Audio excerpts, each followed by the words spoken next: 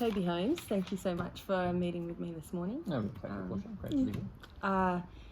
Just want to acknowledge that we're on the unceded lands of the Gumbaynggirr people and acknowledge their leaders, past, present and future. And lucky for us, we get to teach and study in this part of the world. Yeah. And yeah, so thank you for meeting with me to discuss some of the skills around assessment, planning, moderation. I'm very keen to learn from you. I've heard you're an amazing teacher. Oh, well, thank you. So I'm the Director of Curriculum and a Science teacher down at Nambucca, Nambucca Valley Christian Community School. I've been there for 5 years, but I've been teaching for 20. And I'm keen to get into these questions. Beautiful. Well, to begin, I'm curious as to how you use assessment data and I guess the evidence of student learning to inform how you make decisions for planning and sequencing and clarifying learning intentions. And so doing that within like a teaching cycle. So assessment is just any sort of data that you collect from the kids to work out or assess where they're at. So you're doing lots of that within the classroom, but you're also doing that in a formal way with formal assessment tasks from time to time. In terms of how that affects your planning and then your sequencing, so in science we'll be working in units, maybe 6 weeks long. So with the content, you're wanting to do assessments, say 1, 2, 3 weeks in, where you're sort of touching base for how they go for understanding the content, and that could be in class in the way of like informal quizzes or Kahoots, but you're also doing simple things in class like thumbs up, thumbs down, just little check-ins for their understanding.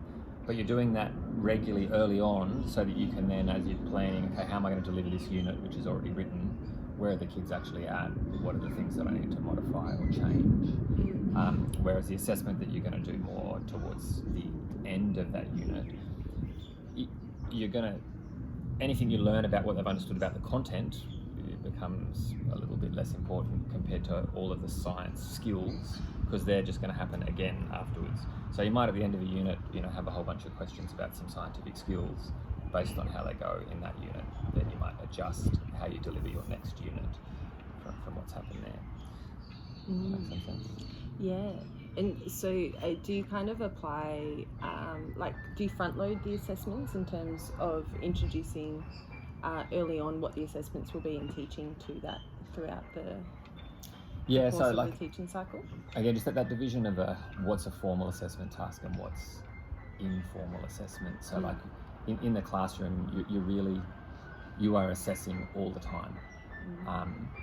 So yes, you would front load the formal assessment tasks that might happen at the end by introducing them early to what's going to be required for that task. So say the task might be writing up a report on an experiment, and right at the start you tell them that's what the task is going to be, and then each time you do an experiment you're saying, when you do your final report, this is what that might look like. And then so gauging at the end of each session where they sit. Yeah. And you want to be careful with those ones that's what they think they know as opposed to what they actually know. And so how do you interpret the assessment evidence to identify where the students are at? Is that through using, those kind of formative assessment? Yep. So I think you're trying to identify where they've got a misconception and whether or not they're ready to move on to the next thing. And so, there's lots of individual examples of how that might look. We've sort of talked about that a little bit generally. I'm not conscious of your time. As far as if we just moving through. Yeah. Well, I'd love to learn more about so when you ask the students, kind of gauging where they think they're at. As you said, that it might not actually be where they actually see it. So how do you kind of how do you identify that? So you might do that individually in real time with response building. So you might ask the group a specific question and say, who feels confident to answer that, and you gauge from this. And then you get somebody who might feel a little bit confident, you ask them an easy lead-in question on that concept, and based on what they say, and then you might say, can we, you know, that's a great start, can we build on that? What do you think? Is that right? Is that wrong? And you build it up. But you can't trust just their self-reporting. You've got to then probe that just with some questioning. And so you do that in real time in the classroom, but you're doing that in a structured way in a formal assessment task with simple, you know, multi-choice lead-in questions, and then more complex ones to find where is the student actually at. Yeah. How you design that task. Is that kind of like, I guess in a way using Bloom's taxonomy? Yeah. Yep. In like the lower to higher order thinking, and starting at the lower and moving in. Yeah. Yeah. Yep. And you find like a standard HSC question. You know, one question will be built in a way that builds up like that with harder parts towards the end. Beautiful. And so I guess in the environment of the classroom, you're going to have students of all levels. Yeah. Students that require more need than others, and more attention. So how do you apply the principles of this multi-tiered system of supports in terms of planning and instruction? Yeah, sure. So I mean, you think of like having the 3 tiers, like so tier 1 I would interpret as being like what you are sort of providing for everyone. What's your quality differentiated teaching look like that you're just putting out to everyone? And so that, you know, the basic principles of your clarity of instruction, your really clear learning intentions, what is it that you're doing the kids, that you have engagement to begin with from everybody, just what are the general things you're doing that you're putting out to everyone.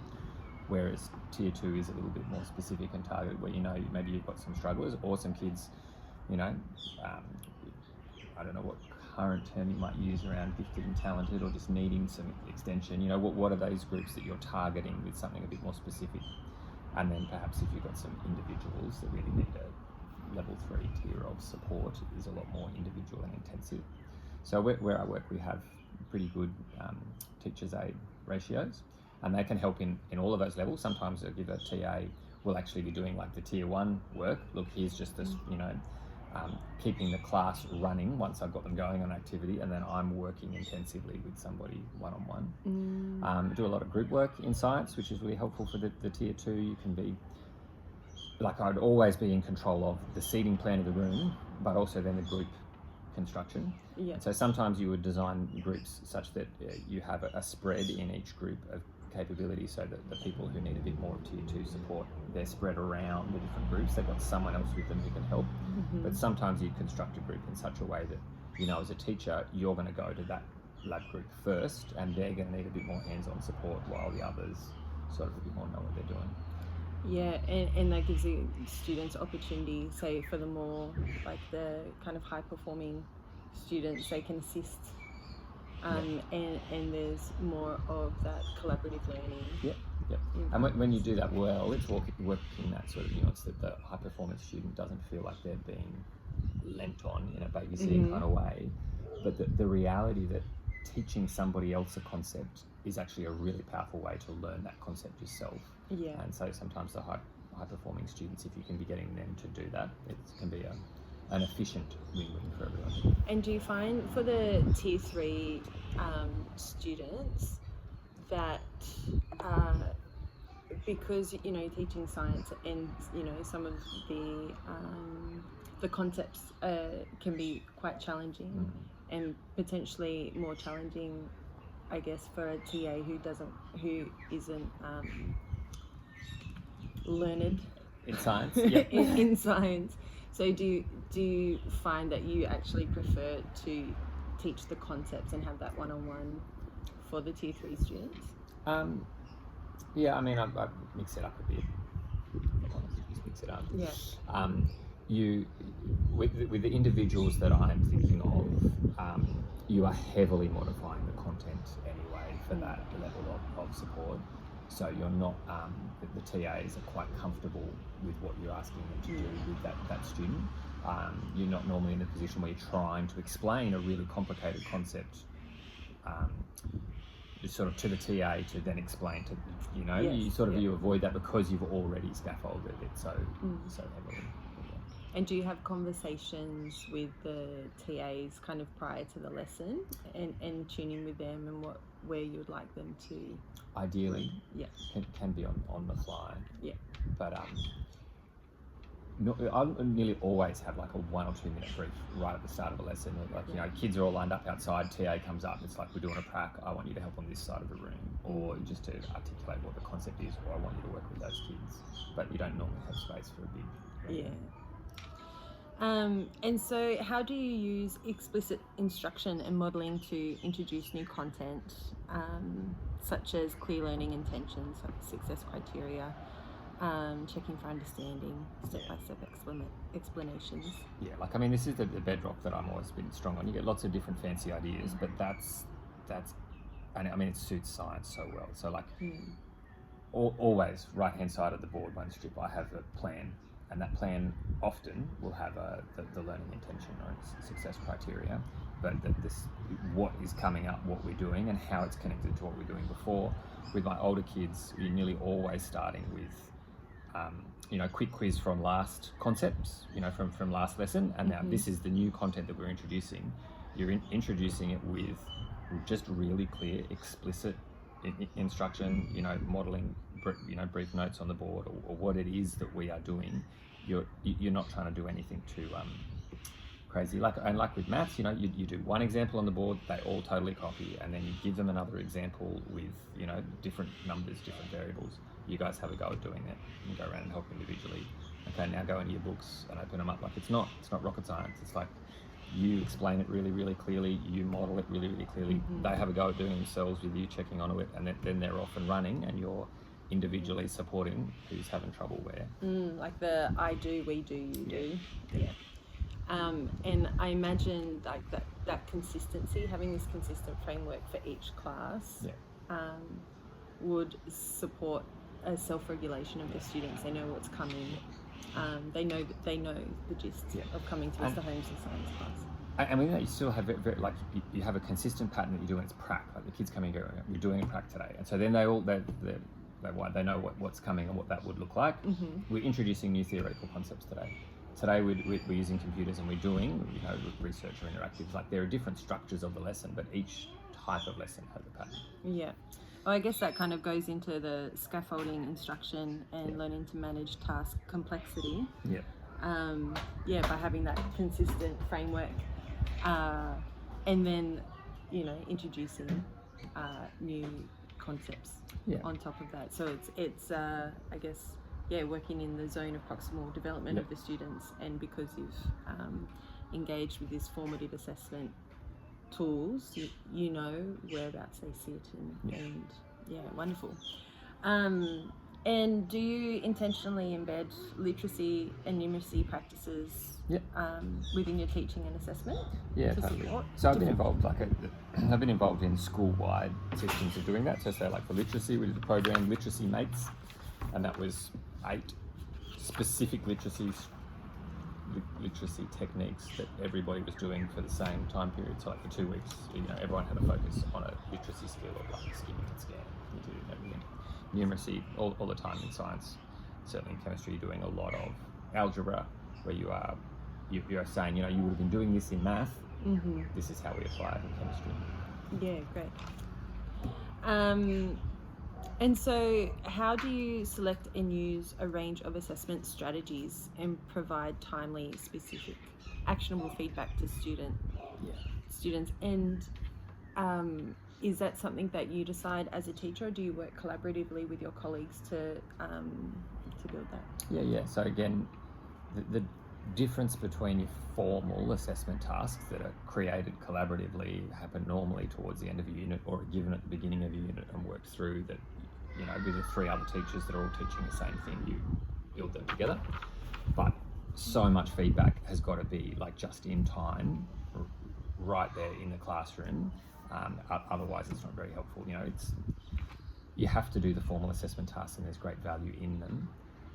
But where feedback is really helpful is immediately as you are making the error, and that's done in those within the classroom. Actionable feedback, not this but this. That's good, but would be better with, you know. doing that in the classroom in person all the time. And do you find that students are receptive to feedback? It's a bit like saying, are students motivated? Like, it varies dramatically. And yeah, you've got it, and it's so important to know the students and know how they will respond to feedback, and who you can jolly along in a cheerful way, and who you need to be really careful with, and how feedback will be interpreted. And you've got to build that relationship with the student first, and you've got to model yourself, how you make errors, how you respond to feedback, how you take that on board. That we're learning. We're not, we haven't already learned. We are learning, and so that's happening all the time. Yeah, and that brings in the this practice of the need for self-reflection as a teacher, and okay. And how do you design assessment tasks and learning experiences to manage intrinsic and extraneous cognitive load? By not using double-barreled questions. Yeah. No, look, you could talk about how you design assessment tasks for hours. There's a lot in designing an assessment task. But you are starting with what is the outcome that I'm interested in actually assessing that they can do. And that's why you've got to do that beforehand. You don't want to just go, okay, now what did I actually teach? Now I've got to ask some questions about that. You've got to start with, backwards by design. What is the outcome that you want to assess? And then how do you design a task that will enable students to demonstrate appropriate levels of understanding of that outcome? And there needs to be something in that task for everybody, for everybody to achieve or to be able to do. And then are there ways that you can modify things to make it more accessible for everyone? But it's not like minimize overload and watch how much cognitive load you're doing. Like, you've got to structure things super clearly. And you've got to have other staff look at the assessment task you've written and go, how do you interpret this? What do you think this means? What do you think the kids are going to do in response to that? You have to have a go at doing it yourself so you see if it works. There's a lot to it. And so is that moderation and collaborative conversation with your colleagues happening prior to actually giving the assessment? Yes. Yeah. And then you do it afterwards as you mark them collectively together, and then normally you try and make some sort of, let's not do that again next year, or how do we change that for that? And how do you find those moderation sessions where where you and your colleagues all come together, and how do you navigate like the actual conversation side of it, where there's going to be differing views and debates? Do you find that people are able to approach it with, well, this is just a hypothesis? Like staff are like students. And if you're taking turns to write an assessment task and something's like, this is a task that I've put together and I have a lot in it, and then you come and rip it to shreds, that's not a good idea. You have to be professional, and you have to also be humble as you bring your work and as you work together. That's where it's like, if you're part of a good team, that's awesome. If you're not part of a good team, that can be really tough. But we do well. We do well. Yeah. We collectively.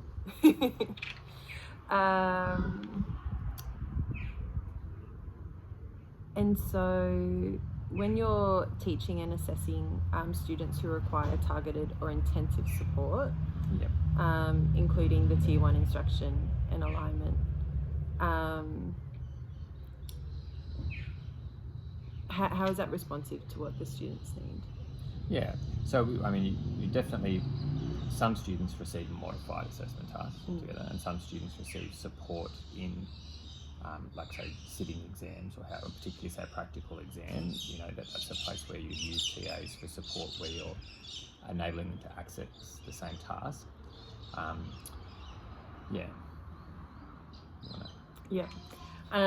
And how do you make consistent and defensible professional judgments about the quality of student work and engage in assessment or moderation practices? And that's one of the big reasons why formal assessment tasks are super critical.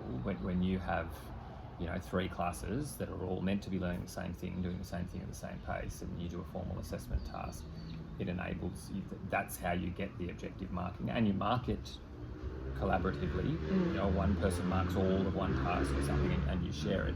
That's what gives you a defensible professional judgment. You go all the way back to right at the start where I was saying, you ask the kids, do you understand? Like, of course they say yes, they just want you to move on. You have to be able to defend it by showing this demonstrates what they can do, and we've done this in a way that's objective, that everyone's done together. Beautiful. And final question, how do you evaluate the impact of your teaching practice on student learning and well-being? And how do you use this evaluation and progress monitoring data to refine and improve your future teaching? Yeah, I mean, it's the classic thing with teaching. You can never run the same experiment with the same class with the same kids twice and do it differently and see what the outcome is. Like, you can't do that test.